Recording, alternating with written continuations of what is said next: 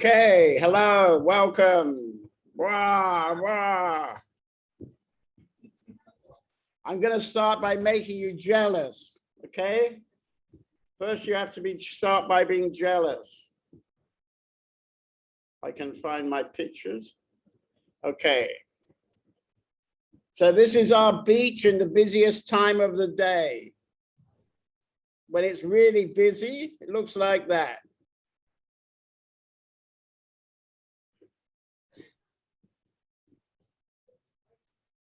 This is our garden.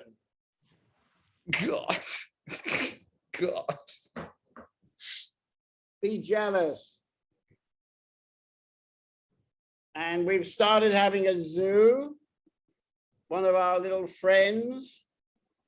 And we've got an even more interesting little friend. Look at this. What about that? That's my balcony.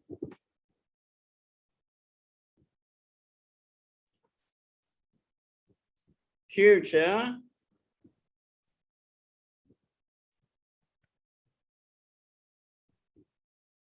This guy came twice back to visit me.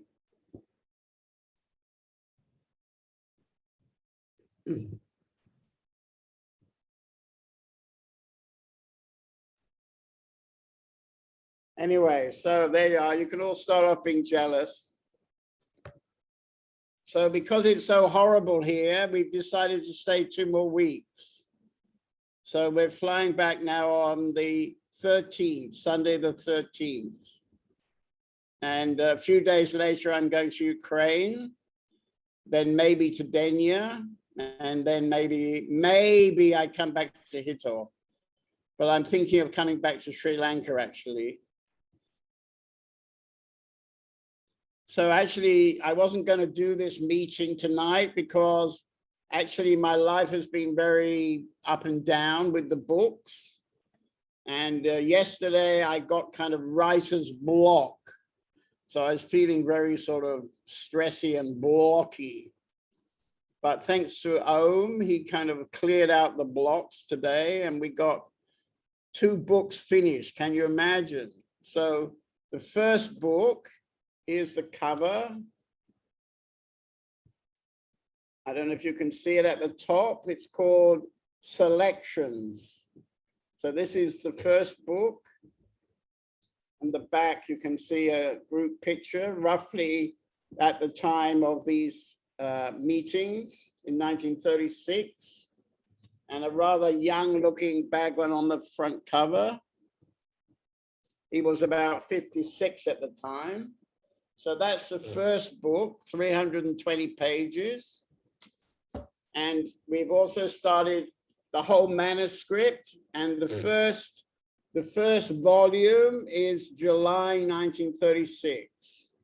So there's going to be like 3 or 4 volumes for the meetings between July and the end of August, the end of September, 3 months. We'll try to do 3 volumes, but I'm not sure.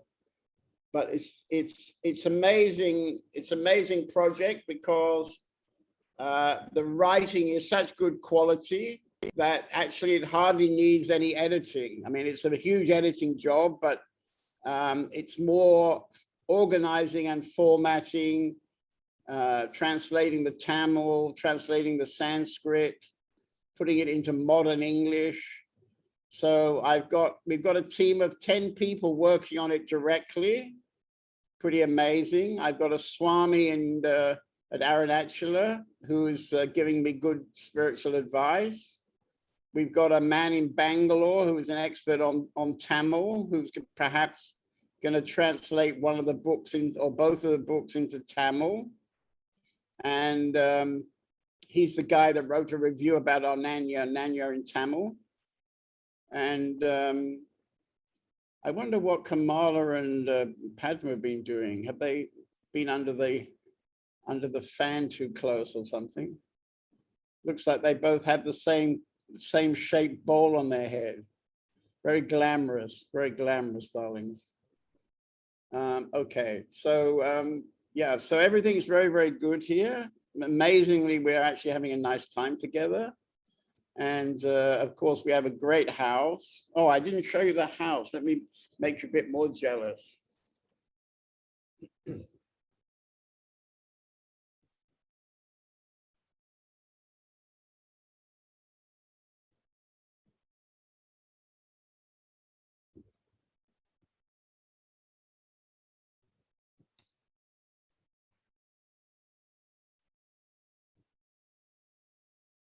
One of the local artists.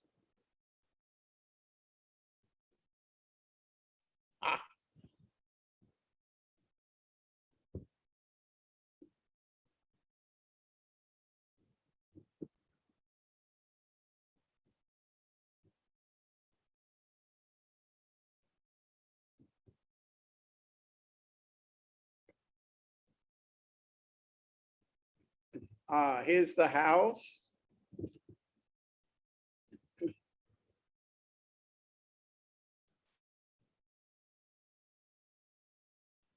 Very nice house, very modern, architect designed.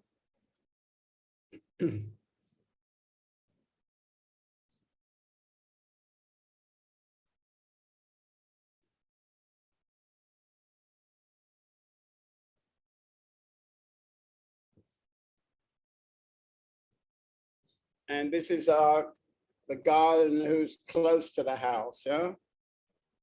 So we look out onto this very beautiful grass, green grass with palm trees. And Radha runs out in the evening and waters it.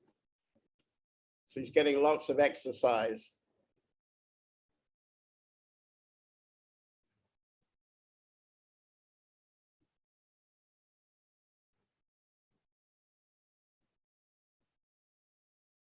And this is the garden at night, very poetic. Each palm tree has a little light under it, so it's very nice at night.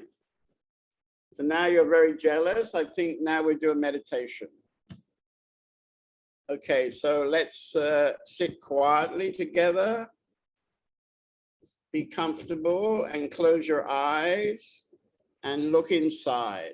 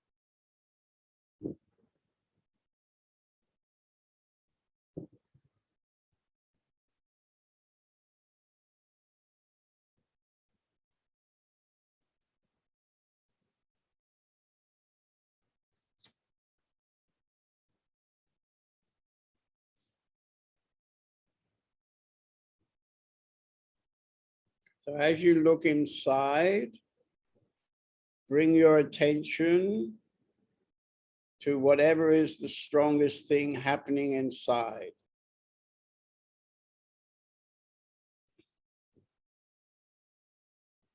And don't try to change anything.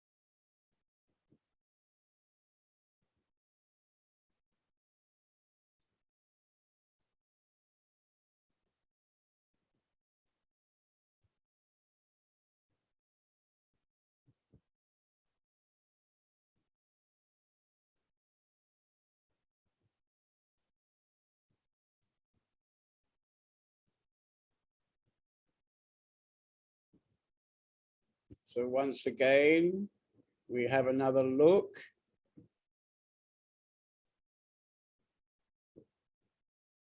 Stay with whatever is the strongest thing happening.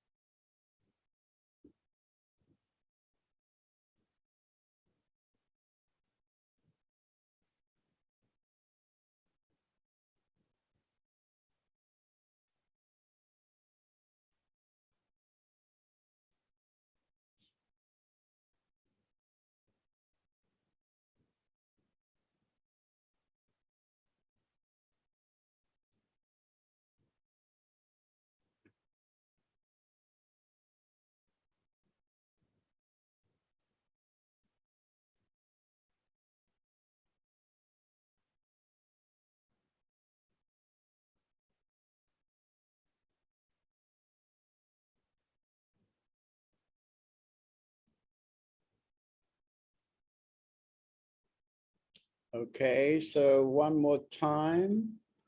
Let's give ourselves permission to go deeper inside.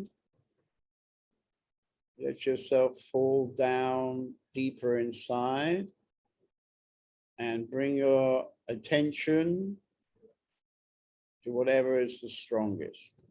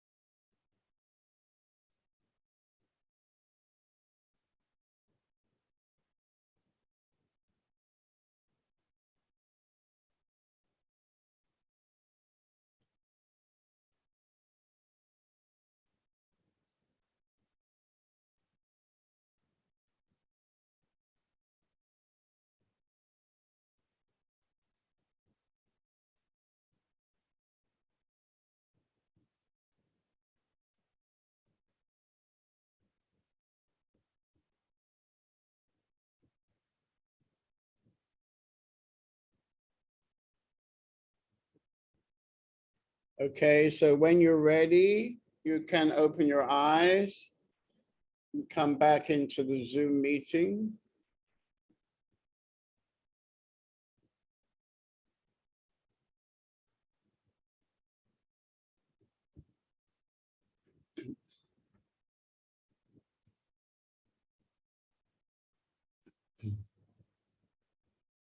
Okay, so would somebody like to share what happened for them?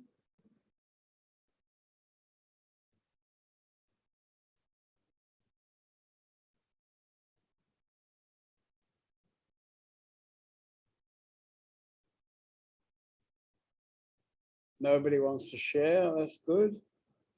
So I'd like to share about Sergey. You can see Sergey sitting in the screen. Maybe Lavanya can translate for him. Can you wave if you can translate? Where is she? Okay, she's gone. What happened to Lavanya? She went immediately. I said something. So Lavanya, if you could translate for Sergey, I'd like to welcome him. He's been the volunteer in Tripelia for about a month, I think. He's been helping with plastering and painting. And he told me, he wrote me his whole life story the other day. And I think he wants to join us and stay longer. Is that right? Wave if it's right. Sergey, where's our translator gone? Okay, we haven't got a translator. Okay, but anyway, Sergey, you're very welcome to join us if you want to. Да, так что добро пожаловать, Сергей. Okay, that sounds like Lavanya. Okay, good. So tell him that if he wants to join us, he's welcome from the 1st of March, and I'll be there about the 16th of March. И если ты хочешь присоединиться, то, в принципе, с 1 марта уже можешь стартовать, и Джон Дэвид приедет в середине марта, где-то в конце. If the Russians don't get me before I get to Tripelia. Да, если там Россия не наедет раньше, чем я. And also, it may not be any planes in another week or two. There may be no more planes. A lot of airlines have cancelled flying to Kiev. И возможно, что не будет перелетов, и много авиалиний отменили перелеты свои. And today Putin was saying, don't worry, we've got lots of planes. А Путин сказал, не переживай, у нас очень много самолетов. Right. Anyway, I think Tripelia is quite a safe place to hide. Я думаю, что Триполи — это достаточно безопасное место, чтобы прятаться.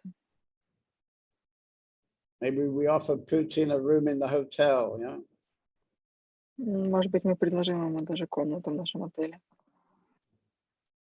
Anyway, okay. So would you like to say something, Sergey? Maybe say a few words? Сереж, может быть, ты хотел бы что-то сказать? Сейчас.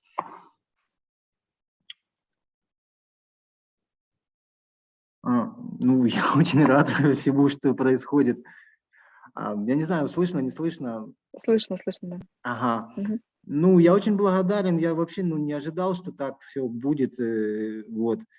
Ну, ну, вообще всему происходящему, вот, я очень открыт и рад. Вот. Это главное. Ну. I would like to thank you, and I would say that I didn't expect that it's going to be like this. And anyway, I am very open and I'm very happy. Yeah, Sergey's been traveling the world, and now Сергей путешествовал he's going to travel inside. Путешествовал по миру, а сейчас он путешествует внутри у себя. Да, и еще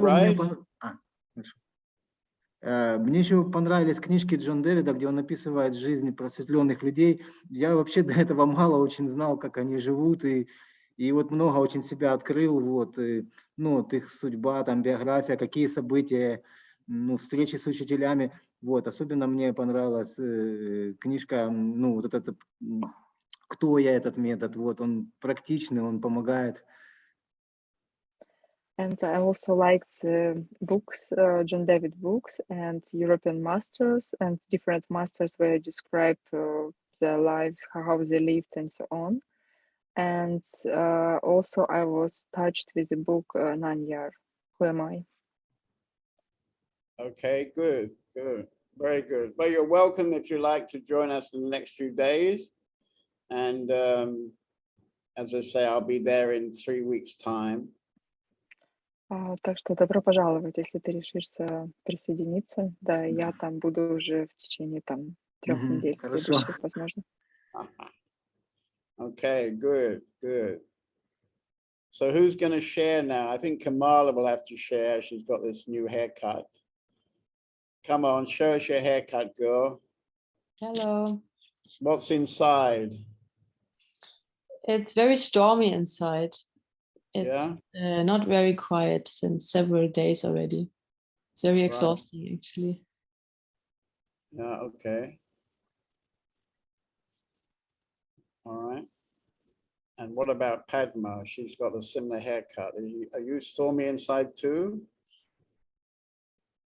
Today it's actually very calm, but it was also stormy in the last days because of the work. Also, I started.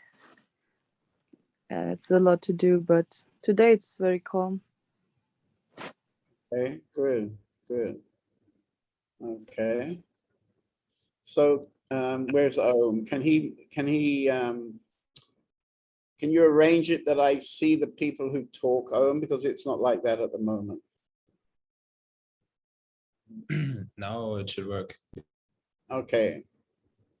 So how about Kiran? You're representing the Denya crowd.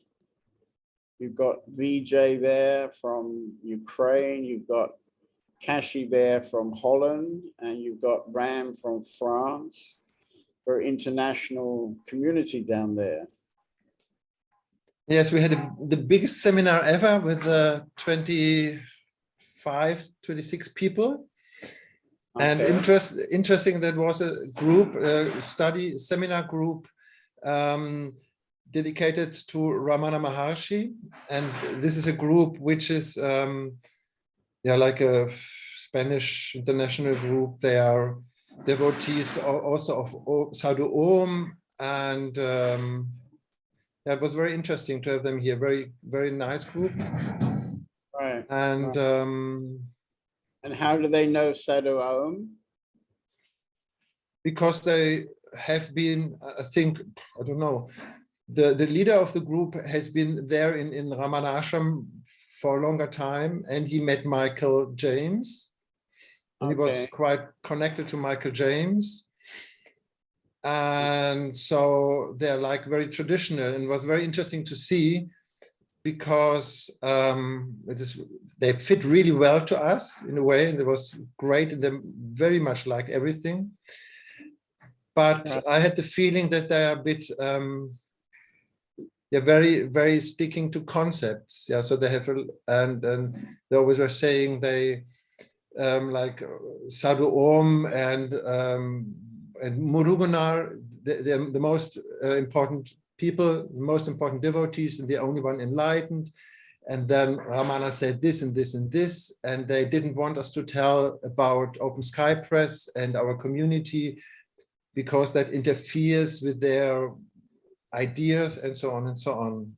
So then we'll send them a complimentary copy of this book. We told them, but they didn't seem to sort them out a bit. They're going to make a revolution in all these Ramana devotees, you know. And then I just thought we can be so happy that that you destroy every concept. Yeah, there's so many groups have concepts, and because maybe in the beginning it's good to hold on to something. But if you go further, you just stick to it, and this could be a trap. And then, although it's not always very easy with you, it's not easy with me. What do you mean? It is concepts. What do you mean by that? Of course, it's easy. Just be in the moment. What? Just be in the moment and surrender. And it's very easy. Sorry, the internet was not working. Ah, the internet wasn't working. Hello. Good excuse. Here you are. You see? Good excuse. Good excuse. Shall I repeat that? What? Shall I repeat? Say it again. There was said? no connection. No connection now. Yeah. You see how it works? Hello. Hello. Typical resistance. Blaming the outside. It's not working. Are you there again? No. Okay. Okay. Well, what to do? Anyway, so it's interesting that anyway, Kieran appreciates that I don't have too many ideas about how it should be. I mean, there's only really one idea, you see, how it should be. It's very simple. You just have to be here now. Here now. That's enough. And to be here now, you need to realize that your mind, which you've always trusted, which you've always believed to be true, is leading you to live in a total illusion, which should also include any concepts. There's no concepts in the moment, in the now. If you live in the now, you don't need any concepts. The now is where it's at, you see, and if you're really present in the now, you don't need any concepts. And that's what's very sad about nearly all the spiritual groups, that when you get more involved in the group, you find out that they have certain concepts that you have to follow. You know? A little bird was telling me, for example, that Lavanya will only drink fresh orange juice as long as it's not older than 15 minutes. Can you imagine, you know? She's timing it, 15 minutes, no more. 15 minutes and 30 seconds, she can't drink it. You see, these are the kind of total bullshit that causes us to suffer. Just something as simple as that is enough to make you suffer. We have a special dedication tonight, actually. So I'm dedicating tonight's meeting to somebody with no hair who comes from Ukraine and who believes that she can't drink orange juice if it's older than 15 minutes.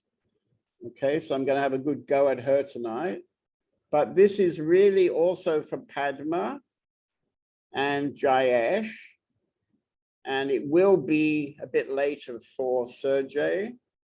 And I don't know about Francisca. She's about looking so good tonight. I don't think she'll be able to leave our community. She looks like she's had a facelift since last week or last time I talked. We had it Friday, yeah? It was Friday, today's Monday. So it seems this weekend she's had a lot of plastic surgery and now she looks like a really beautiful, smiley, happy woman. Wow, just 2 days enough, you see?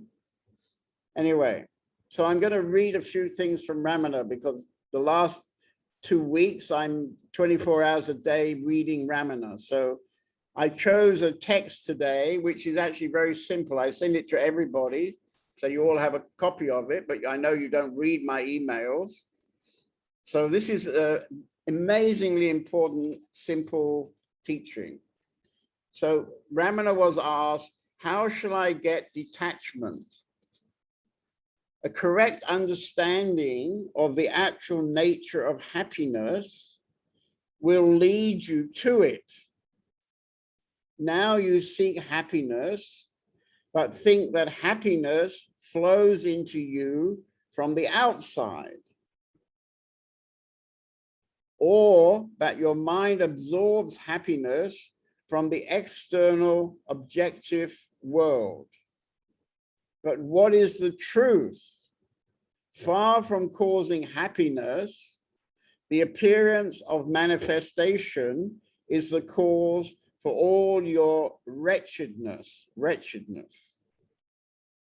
The pleasure that is got by interaction of the mind with objects of sensory perception also has the observed side of pain. The desire for happiness is right, but you have been deluded by the illusion into imagining that pain-associated and transient pleasures to be real happiness. Like eat some chocolate, you feel very happy. You know, have hot sex, feel very happy. but not next day, maybe. Sensory perceptions yield short-lived pleasure, which moreover causes pain in its wake. Pain and pleasure alternate with one another in the world. To ascertain the difference between fleeting, momentary, and pain-associated happiness with the supreme happiness of the self, and confine oneself wisely to exclusively the latter, that means the self, is known as Vyagra, which means renunciation. You leave the illusionary world and you connect and entertain and stay connected with your very own self, which is there all the time, patiently waiting inside you. Or maybe it's not inside, it can be maybe around you. So then the question is, knowing that the pursuit of sensory fascinations, that means hot sex with your partner, leads only to pain. Why do you go in that direction? Why? Why do you do that repeatedly? I mean, Kiran is laughing, but he's constantly doing that if he can get a lady to accept it. He knows it's going to be painful because she's going to leave him, or she won't do it as he likes to do it, or she won't be available when he wants it. So he knows there'll be lots of pain, but he loves it. He's completely caught up in it, you see. And why? Why? Let's ask why. Very simple. It's owing to the pull of the old habits of the mind. The old habits of the mind. You see? After these habits, in India, they call it vasana. Vasana means tendency of your mind. And all of you in this screen tonight are living like kind of robots in the tendencies of your mind. Tendencies of your mind. These are structures which got put there when you were very young, and they're still motivating your life. This is very, very important. This is structures of the mind. After these habits wear off, you will have abiding peace, right? This means you'll always be in peace. The habits cannot suddenly be shaken off in one day, okay? Not in one day, not in 2 days, not in 2 months, probably not in 2 years. So the problem is that to change, really change yourself inside, it requires a passion. You've got to have a passion. I wrote down tonight, oh, let me just finish reading it actually.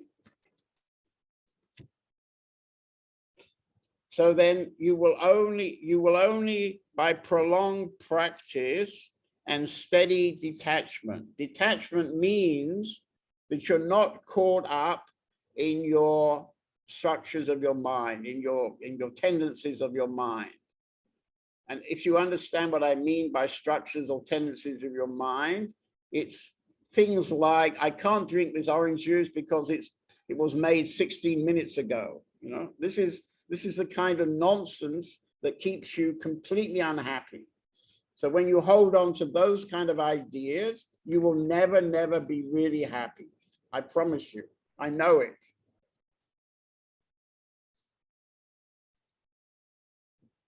And then there's a question, what is the role of the guru in making the mind steady?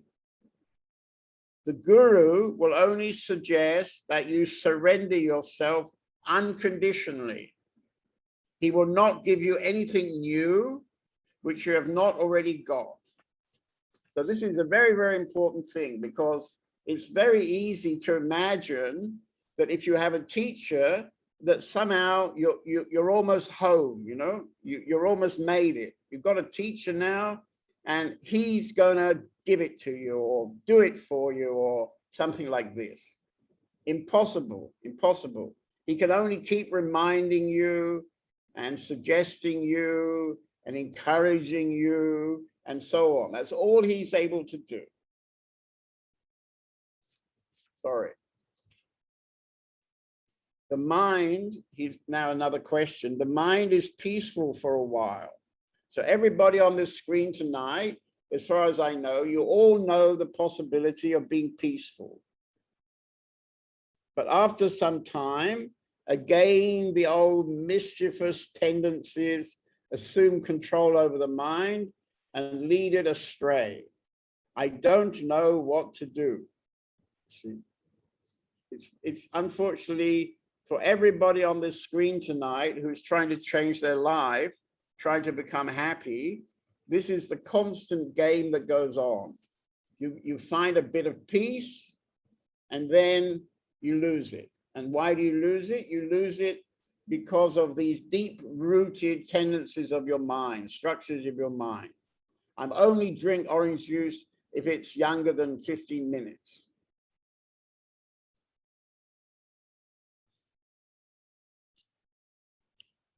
By continuous practice, which means you should aim for 5 or 10 years, don't think about 5 or 10 minutes, 5 or 10 years. By continuous practice, you will succeed in retaining the mind in its source. And the source of the mind is the self. And who are you? You are the self. Very simple. You are the self. Nothing to get. You got it. Given to you free, like the ketchup in McDonald's, free. The state of submergence of mind in its source is its natural state. This is your nature. You are born to live in your own nature. So simple. You were born to live in your own nature.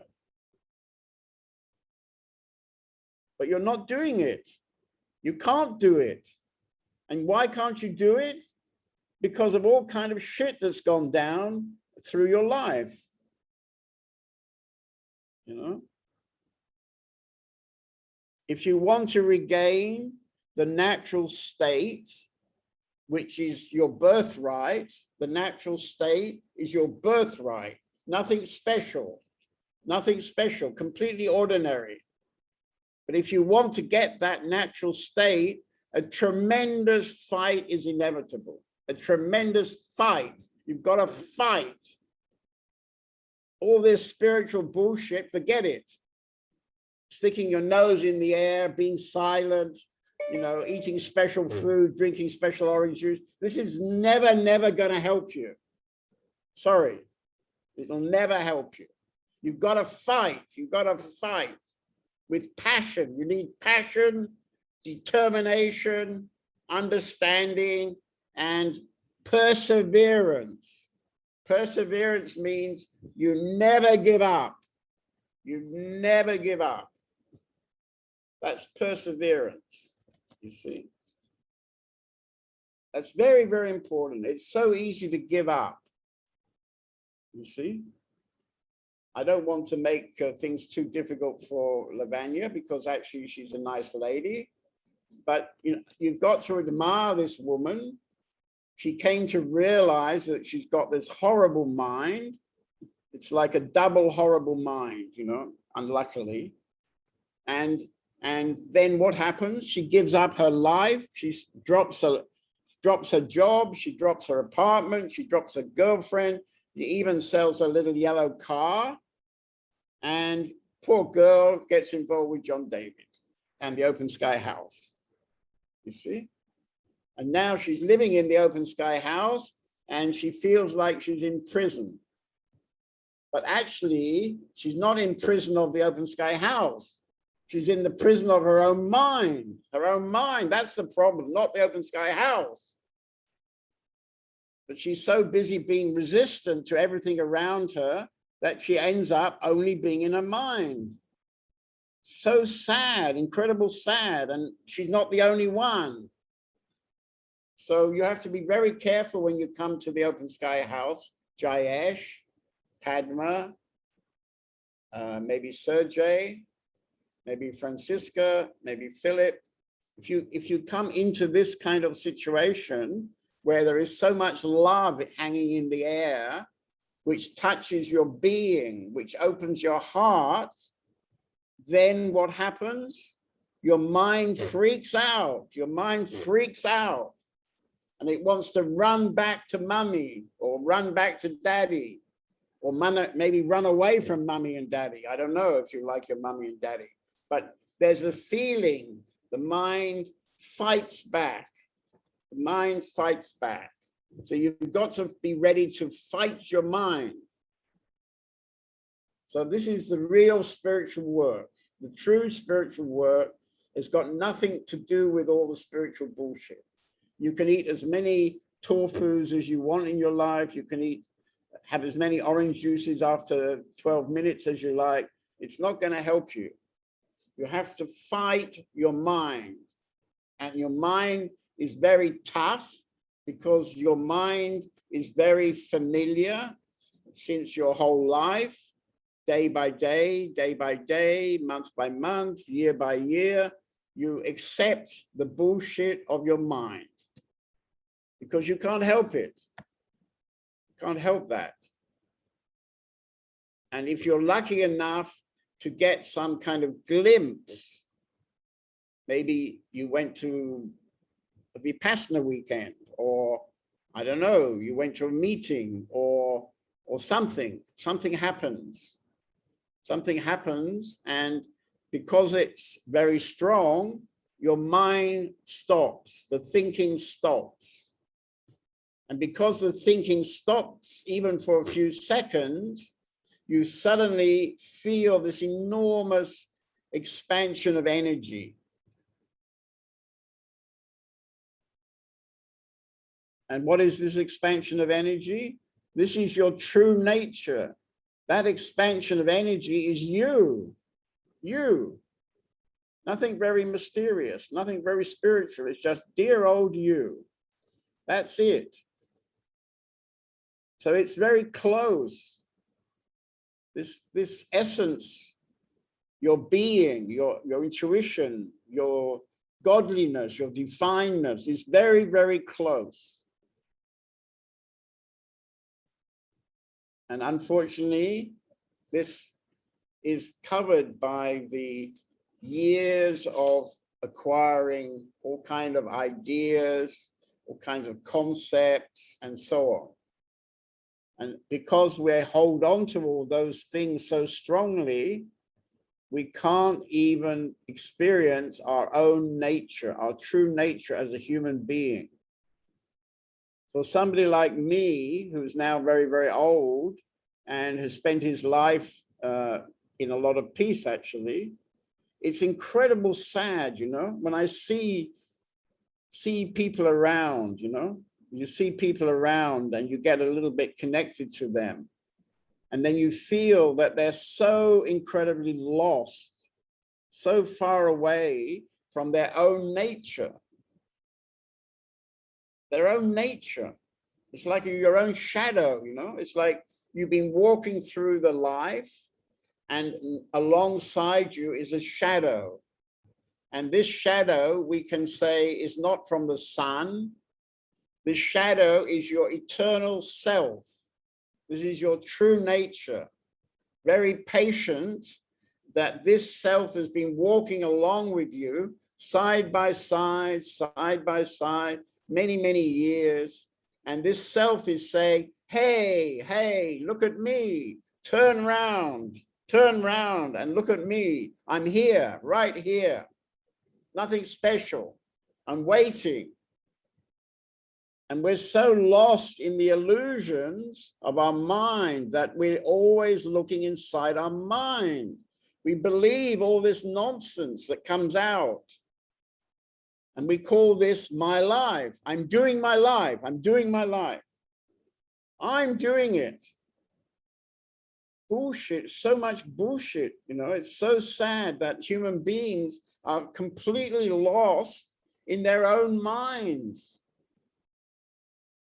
And most people, they live their whole life, 80 years, believing themselves to be, some kind of unique and special human being, deciding and doing their life. Nonsense. They never do anything. Your life is how can I say? Your life is unfolding. It's unfolding from the divine energy. I hesitate to call it God, because then you'll start screaming and leaving the meeting. But the reality is that there is a cosmic divine energy. And this is what's actually deciding what happens in your life from moment to moment. But for that to happen, you've got to be present.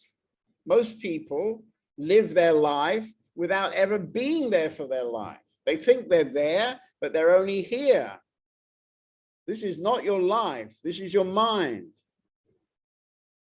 So the invitation is to really, really be here. And being here means you've got to fight and get rid of all this bullshit. I'm sharing the house with Anushka. I see she's looking rather good now, so I have a chance to have a go at her. So she's living in the house with me. So I have a very good opportunity to see what goes on with her. You see, she's been in the community, what, 8 years, something like that? Wave your hand. 8 years. Okay, so about 8 years she's been in the community, and she's done a lot of steps. She's done a lot of fighting. She's done a lot of very sincere wanting to come to peace. But unfortunately, even after 8 years, even after John David constantly telling her, pointing out to her, she still believes, I am doing my life. I'm doing my life. She still believes that there is some kind of I, which is called me, which is called Anushka. And this thing that she's pointing to, it's this thing here, is doing her life. And if somebody says something to her, she immediately processes it. Is this good or not good for me? Good or not good? If it's good, there's a big smile, and then she's very friendly, very open. She might sing you a song. And if she decides, no, no, no, that wasn't very friendly, and that wasn't very nice, I don't like it, then what happens? She withdraws. She completely withdraws for something like 6 hours, and she won't speak to you. If you're lucky, it's only 6 hours. If you're unlucky, 6 days. She's deciding that, you're a horrible person, and she doesn't like you, and therefore blah, blah, blah. But when she's deciding that, she's deciding also that she is also a separate person who doesn't like what you said to her. Do you want to respond to that, Anushka? Let's have Anushka on for a moment.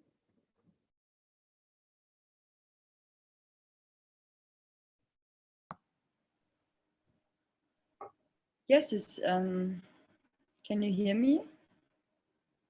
I can hear you, but I can't see her. Can you make her big on my screen? Are you there? Okay, now I see you. Okay, good. Okay, so what do you have to say about that? I would say it's, you saw me very good, I would say. Yeah, it's true. Yeah, it's true. I mean, what to say, yeah? We're working in this book now. So this topic of that we are not a separate somebody and we are not a doer. It's very clear written in this book, and also I understand this, and if I meditate about this, it's kind of clear. But in daily life, this goes very quick by me. Some emotion gets triggered, I would say, and this completely puts me out. Right, right. Yeah, you're a kind of an emotional mind person, not a mental mind person, an emotional mind person. You see. What Ramana says, and this is a very shocking truth, and people who don't know much about spirituality, better you don't even hear what I'm going to say now. But Ramana says that when he looks out at the world, he doesn't see anything. He doesn't see anything because there isn't anything. You know, the ultimate truth, which is very, very shocking, is that nothing ever happened. Nothing ever happened. So if you're reacting because somebody apparently says something you don't like, I mean, it's just you're completely lost. Because if they're saying something that you judge that you don't like, it means that way back in your life, somebody gave you a concept that thing, you should never like it. Yeah. Right? So, for example, I might say to you, bullshit. You see, bullshit. And then you say, I don't like him calling me bullshit. So I won't talk to him for 5 hours because he called me bullshit. And when you were a little girl, 8 years old, you came home from school and your friends have been saying bullshit all day. And so you said bullshit to mummy, and mummy said, don't ever say that again. That's a really terrible thing. Don't ever say that again. And then you forget about that word bullshit. And then, 25 years later, John David says to you bullshit. And then you go, oh, bullshit. I don't like that. You see? And then you don't talk to him for 5 hours. That's how vasanas work.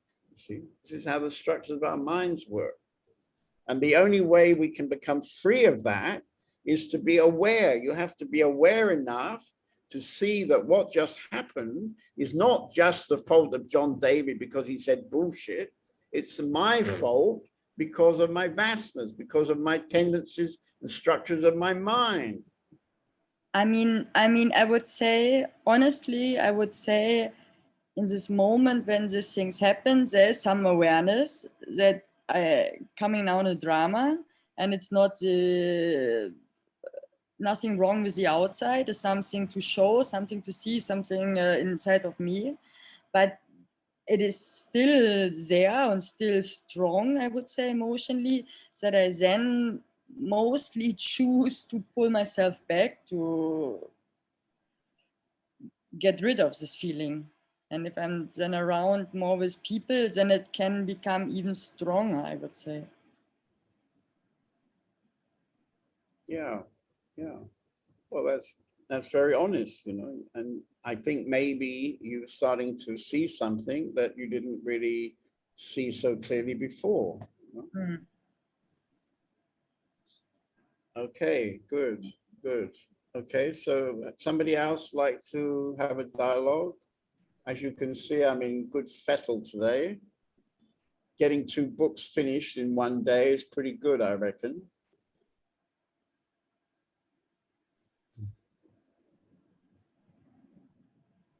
By the way, we decided today that we're going to publish these books.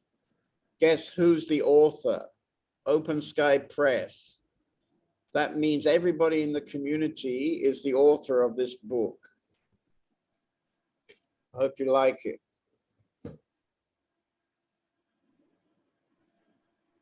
Okay, can you give me back the view? I don't see anybody now. Ah, okay. Okay, so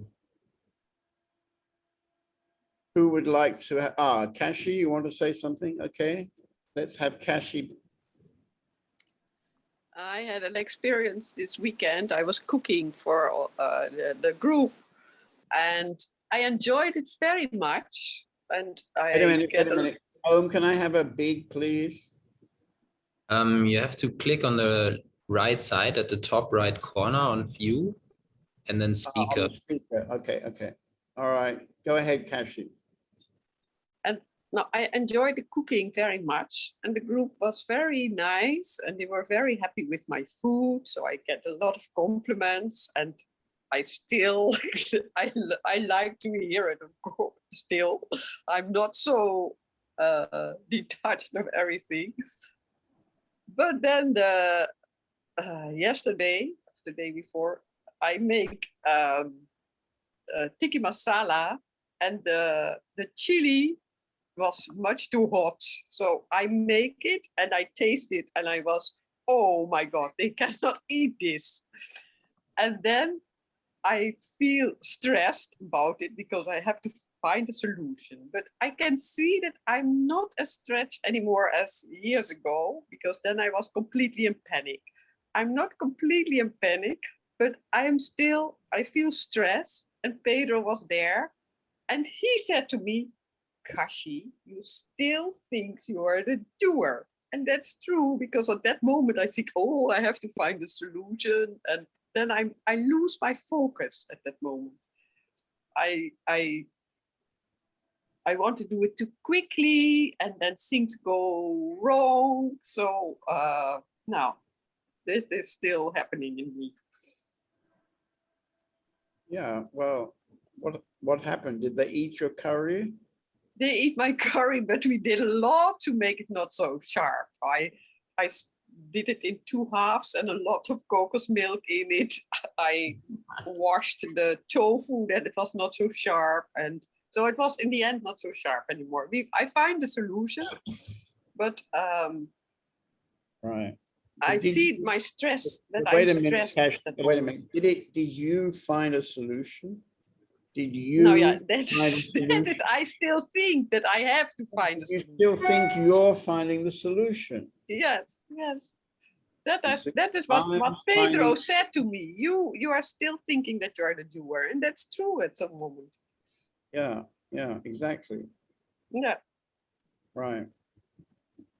Anyway, it's nevertheless what you're saying is some kind of new discovery for you. Yeah, it's a kind of new Yeah. discovery. yeah, yeah. Oh, very good. I mean, to fly from Tripedia to Denyer and then cook for 25 people. I mean, you probably wouldn't have been able to do it a year or two ago. No.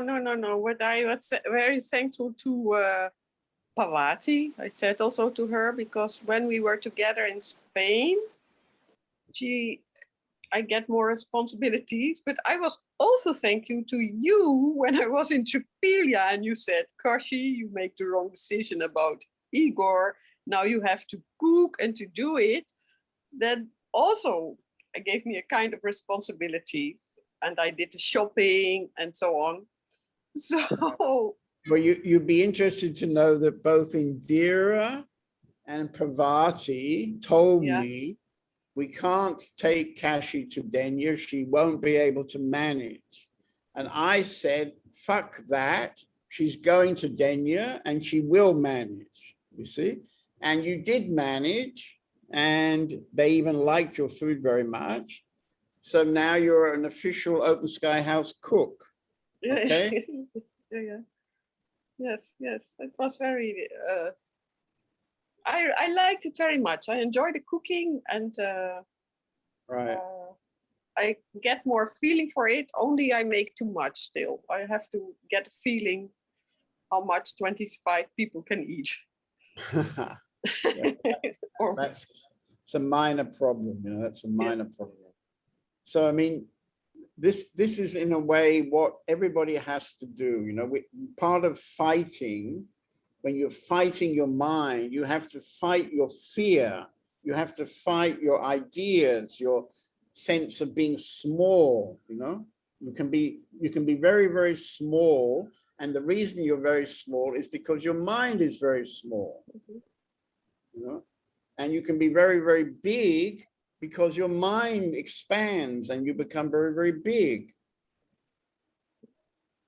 I mean, I can hardly believe, you know, I've been here 3 weeks. I'm 77 years old.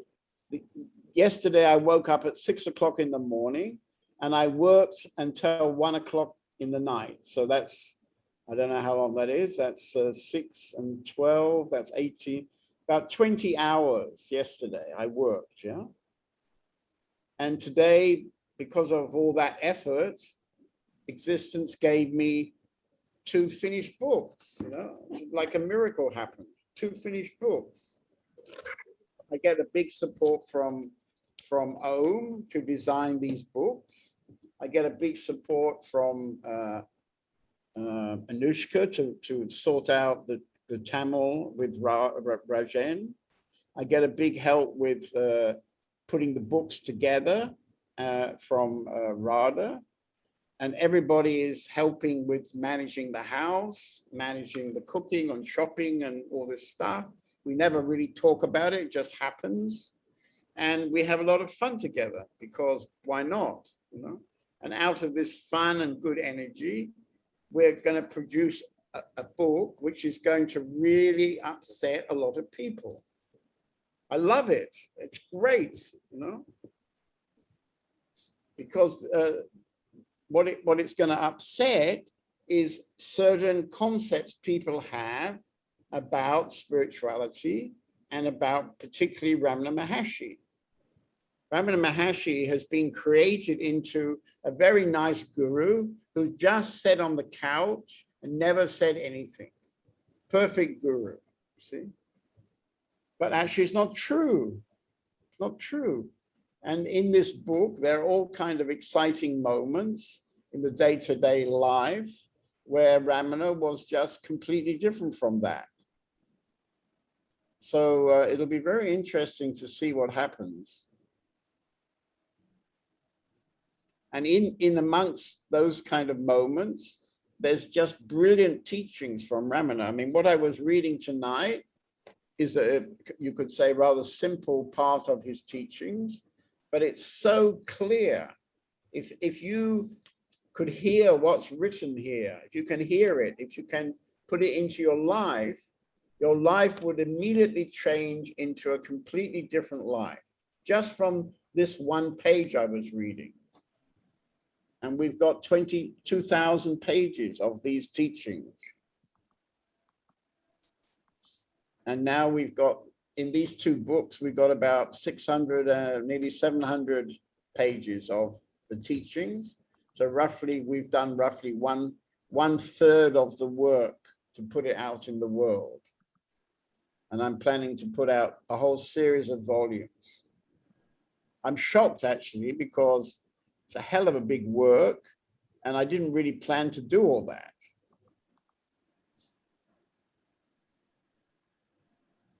Anybody else like to talk? We've got a bit more time.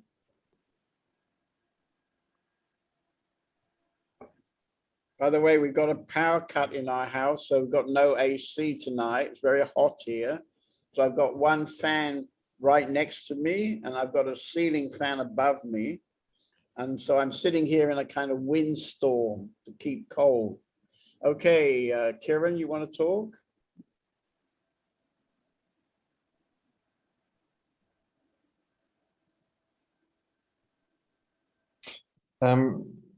It's very interesting, the difference between India, living in India for a month and coming here. And because here the mind is much more active. Right. But in India, there was a lot of silence. And so this is kind of reference. Yeah, sometimes when the mind is very active and I get lost in thoughts and I see how strong the mind is. And with an active mind, the fuel of an active mind is like fear very often. Yeah.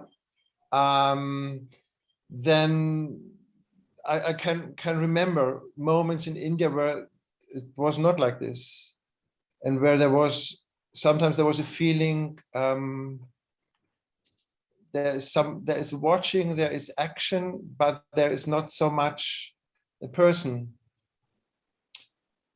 And this helps. This helps in and to see that, for example, when there's no person, you can still play music in the band, you can still sort out the sound system, you can still eat lunch, and actually everything's working very well, you see.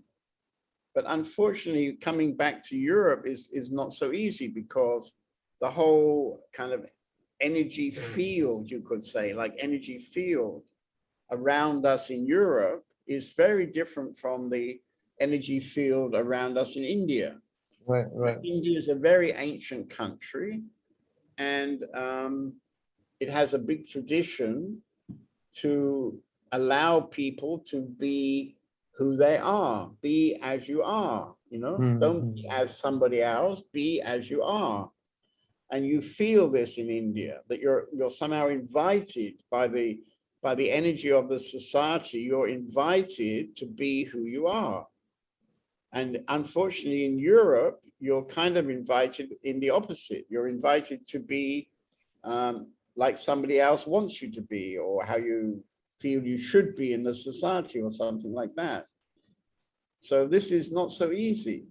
And as you say, just simply traveling from India to Spain, I mean, where you are in Spain is not so bad because there aren't so many people there to tell you what you have to think or do.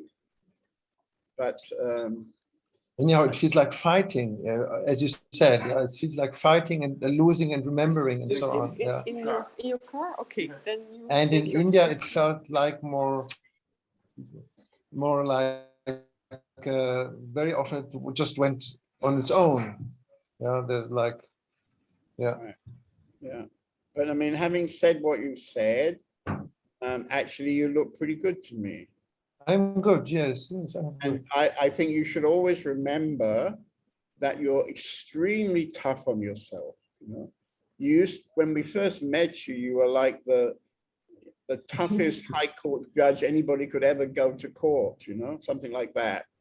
And now, some years later, you're much more relaxed about judging yourself than you used to be.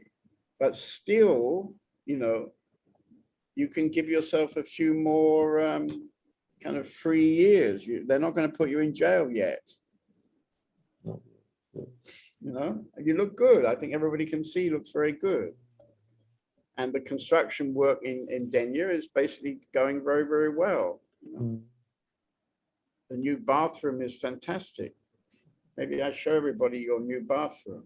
A bit of publicity for Kiran. I could go there. No, it's three of us, yeah, please. Yeah, this is Ram and Vijay and okay, I do it. So this is the bathroom that Ram and Vijay regional, and Kiran have made in Denya. If I can find a picture, maybe I haven't got a picture.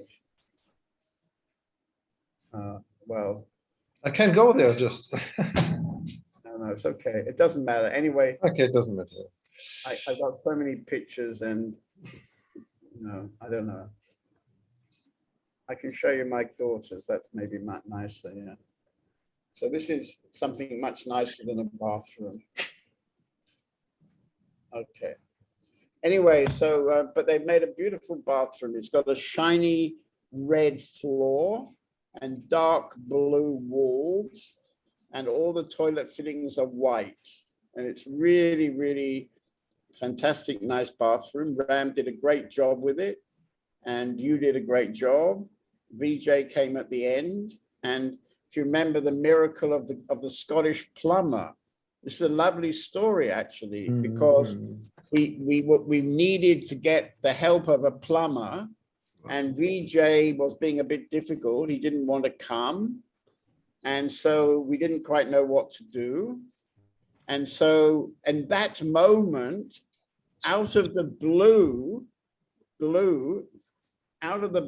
suddenly there was a guy from Scotland who wrote to us and said, I want to come for 10 days as a volunteer. And when he arrived, it turned out that in Scotland, he had his own plumbing company. He was a kind of expert about difficult plumbing, and he fixed all the difficult plumbing on this bathroom. So it was really like a miracle. I think Kiran's going to give us a tour now. Are we getting a tour of the plumbing?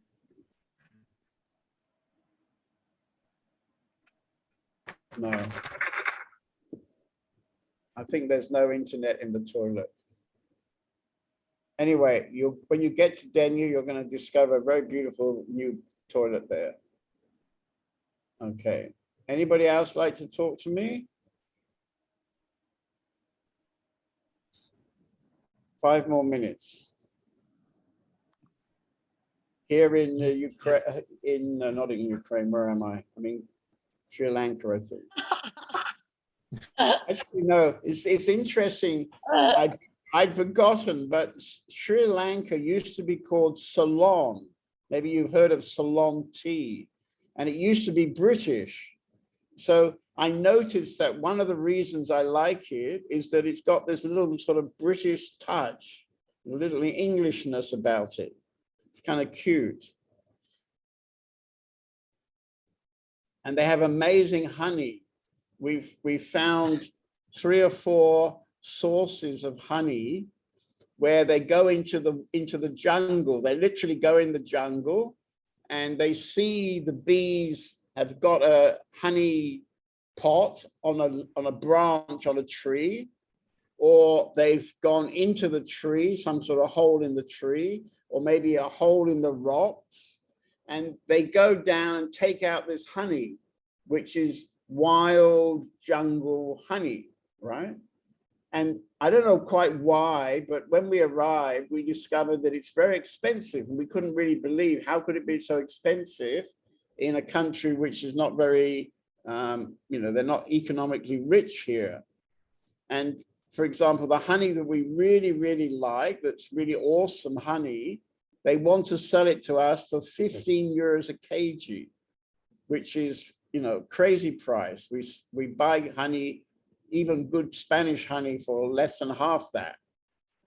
So it's very funny about money sometimes. Anybody else like to talk to me? Yes. Okay, cigar. Yes. Shiva? Okay. Yes. Hello. Can you hear me? If you talk, I hear you. Yeah. Okay. Great. Yeah. I just wanted to connect again.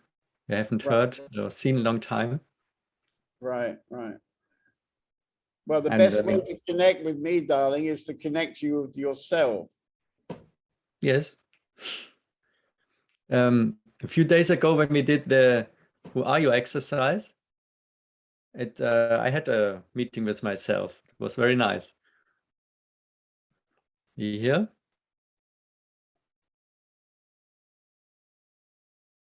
Hello? Okay, I have to click. Okay, I see you. Okay. So at the beginning of the meeting, you had a good moment? I had in the "Who Are You" exercise, which we did last week when the volunteers were here. Yeah. The evening, I had a very good time. Yes. It was Good. very quickly, very deep actually. Right, right. Stayed for maybe, I don't know, 2 hours or so. Yeah.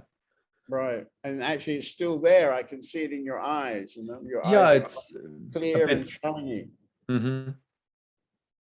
Yeah. You look good. Maybe you're finally taking on Shiva. Well, I don't know.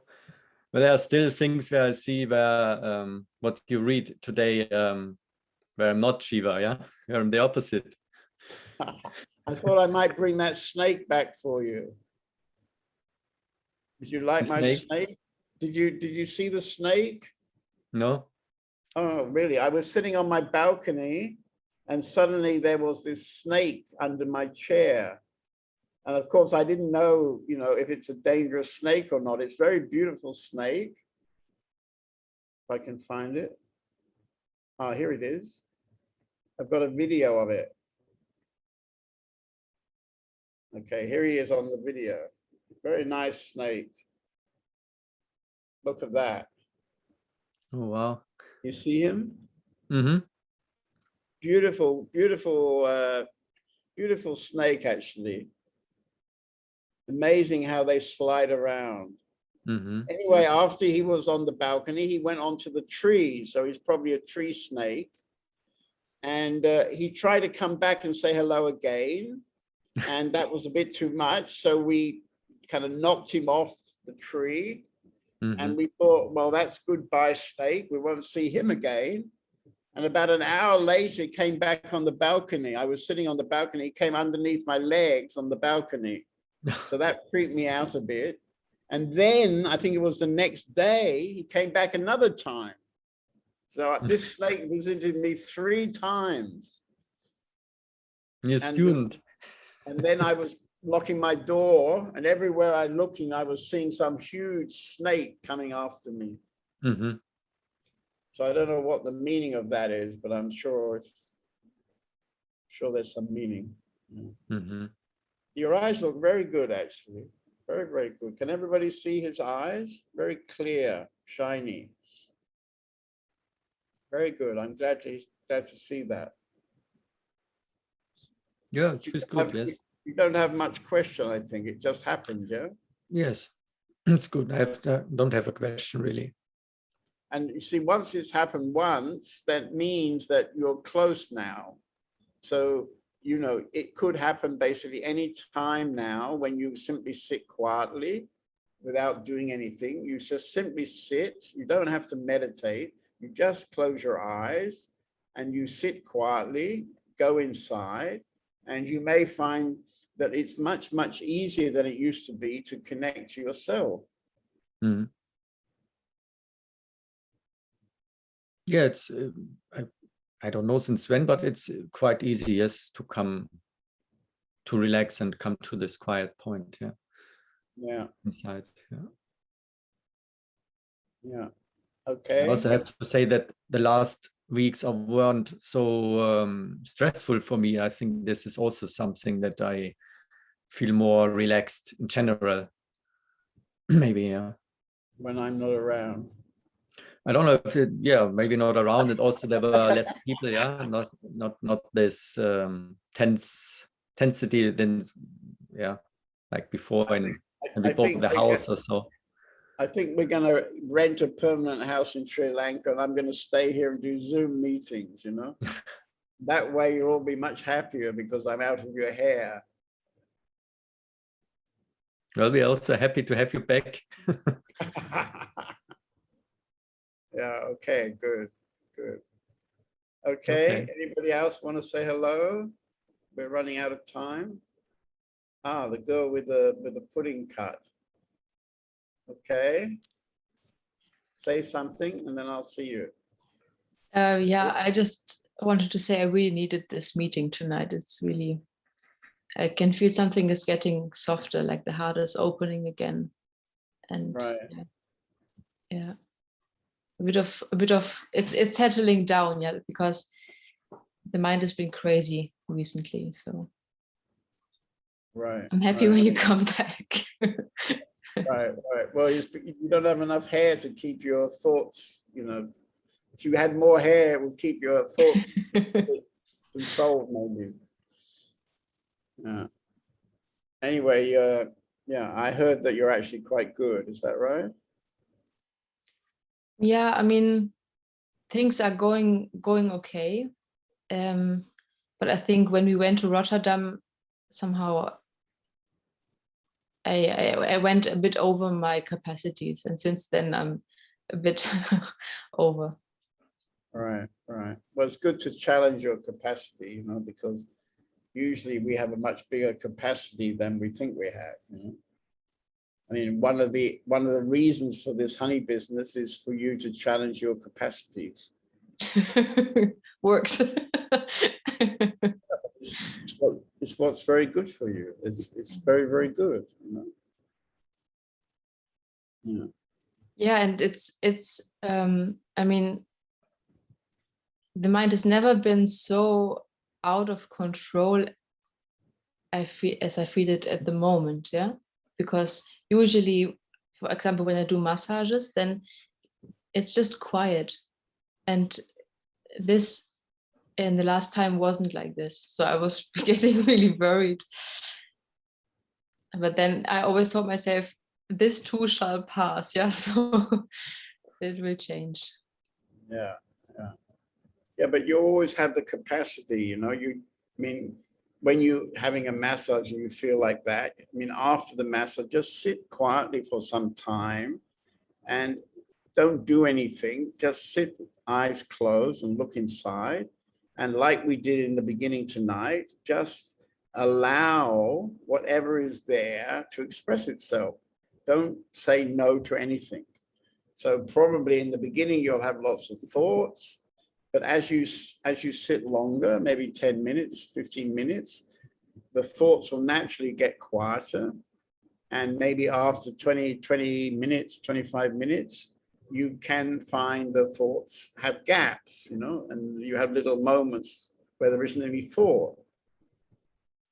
It's just a natural thing, you know. You've been in the community long enough now that you're absolutely capable of connecting to your own self in the moment now. Yeah. And that's it, you know, there's nothing else actually. That's the whole spiritual work, is just to be present now.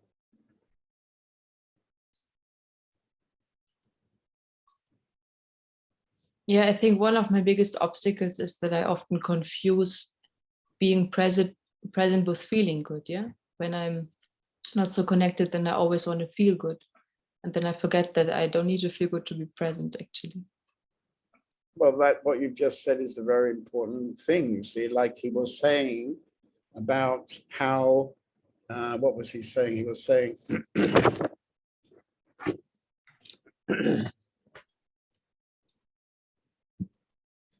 so now you seek happiness, but you think that happiness flows into you from the outside world, you see, or your mind absorbs happiness from your external objective world.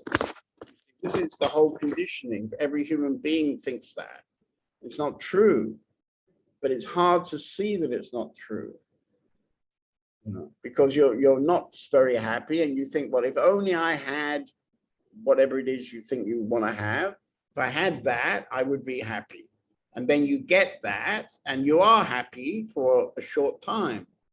This is called desire, you know, and you can go on through life in this mechanism of desire, but you will never come to a real happiness or real peace. And that only happens when you're really connected to your own self.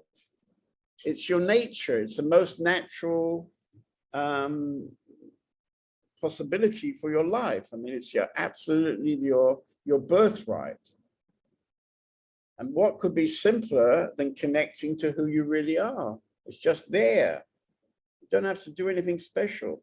You just have to stop doing all the massive stuff, and it's really a lot of stuff, all the stuff you do that makes it impossible for you to connect to who you are. Running your illusionary, I'm doing my life story. This is very exhausting. I'm doing my life story. It's very, very exhausting.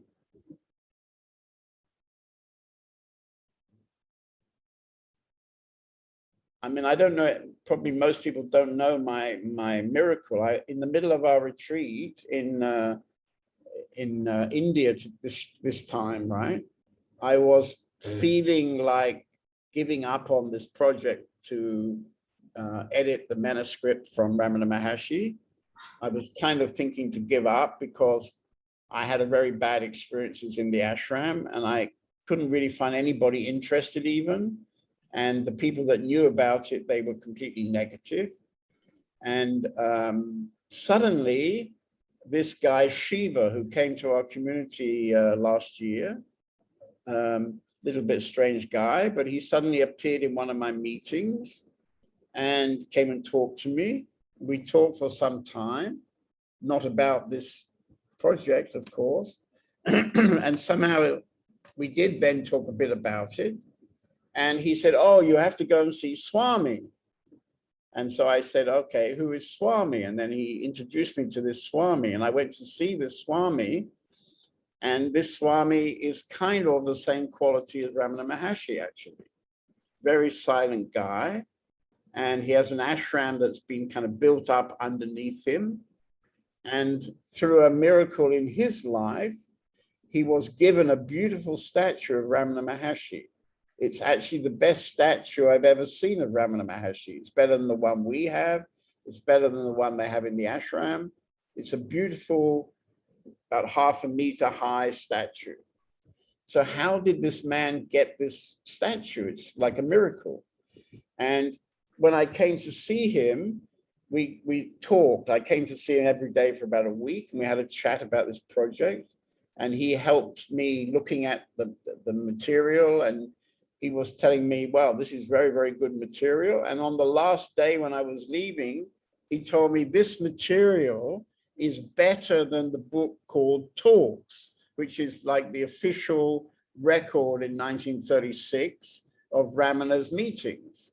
And this guy said the quality of the material in this manuscript is much better, you see. I couldn't hardly believe him.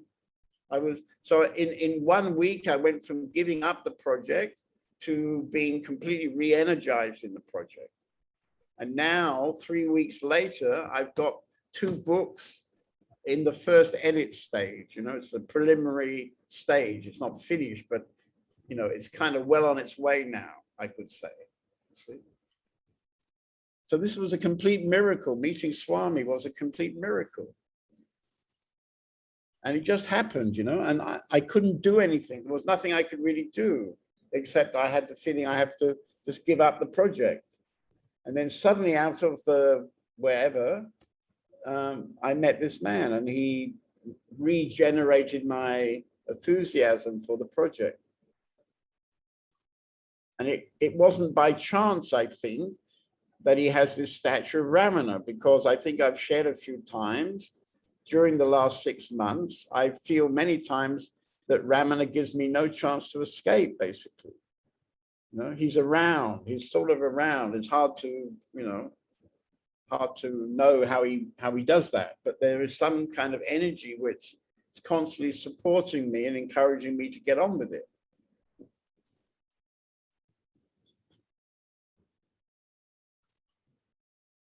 Okay, so Philip, you want to have a talk? Yeah, I want to share 2 experiences. The one is from the meditation from you today. I'm feeling a lightning vibration in my body, and I would like to. I ask all the question: what is my hardest thing? What is this? And then it comes a small thing, but it was very fast. Goes away, and then I ask, yeah, what is the hardest thing? It was funny, yeah, because I don't feel the emotion or what I feel that the last years from, oh, this is so bad or something.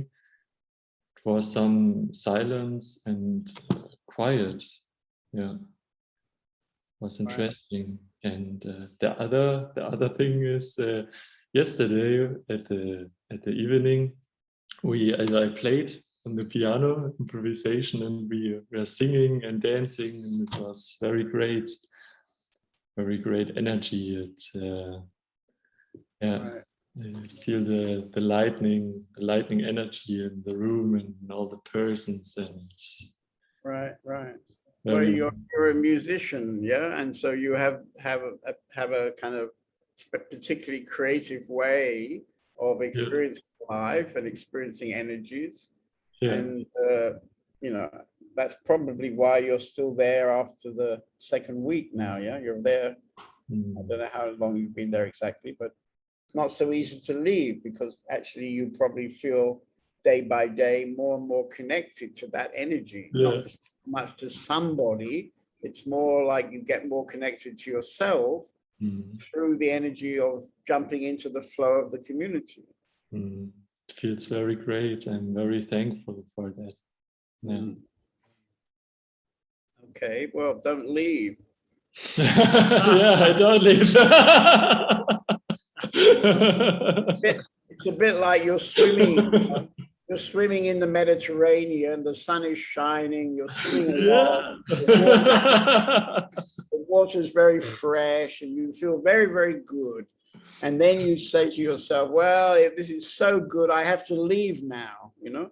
No, you don't have to leave. Just stay.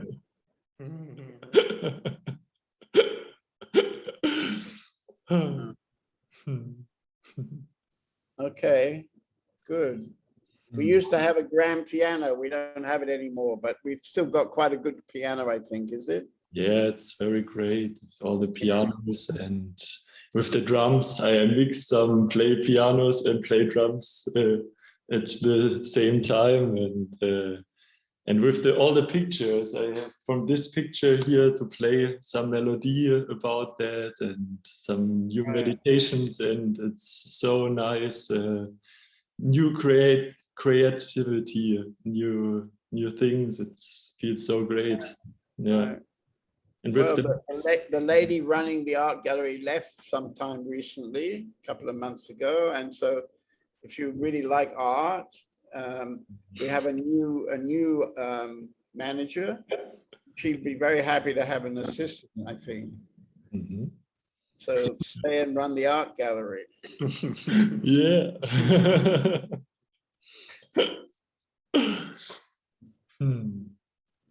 Okay, so I'm getting a bit tired. Is there anybody else now before I see somebody's already sleeping?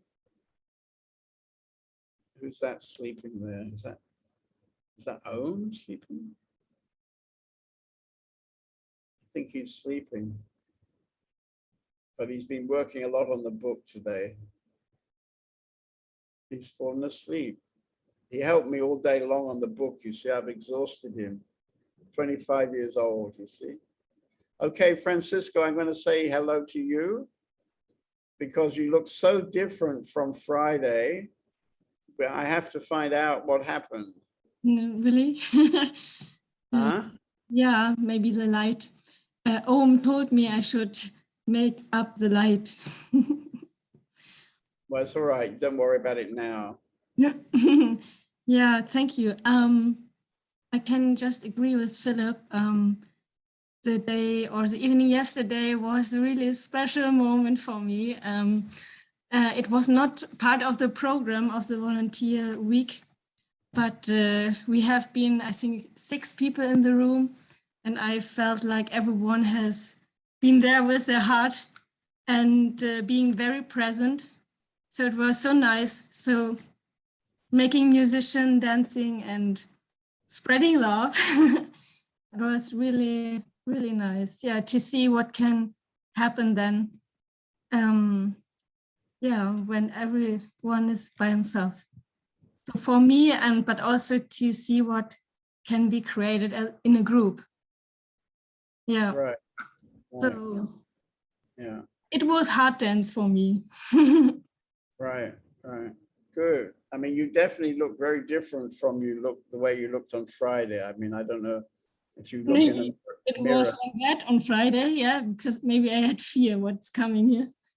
Well, it wasn't so much. I mean, tonight you're kind of I don't know how to express it. You're very expressive.